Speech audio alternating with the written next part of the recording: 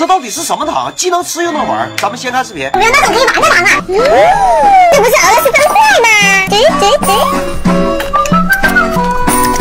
觉得这个糖好吃？这不就是俄罗斯方块吗？看着挺好玩。不过这五颜六色的，是不是都科技狠活啊？不管了，这也是粉丝艾特我的，那咱必须安排搞回来看看到底怎么回事。Later， 买了10几块有2袋，运输中跑丢一袋，这都不是重点。咱们继续看到最后，你们就明白了。当我看到差评的时候，还挺多，说里面都是色素，没啥性价比，还贼难吃。那咱们就来研究一下。来，咱们看看产品信息，这配料表的科技还不少，不是这个酸，就是那个胶，再就是那个晶。色素呢还好几个，柠檬黄、胭脂红、日落黄、亮蓝，感觉它不能叫方块糖，这应该叫彩虹方块糖。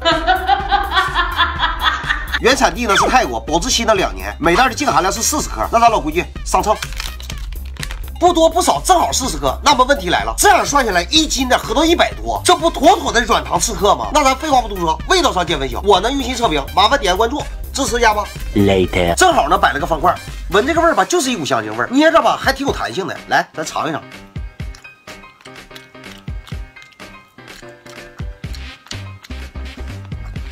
吃起来呢，酸酸甜甜的，不是很 Q 弹。虽然颜色不一样，但是味道都一样。吃1个2个还行，吃多了吧就有点甜的发腻。我觉得这是又踩坑了，这是每天上一档，是档档不一样。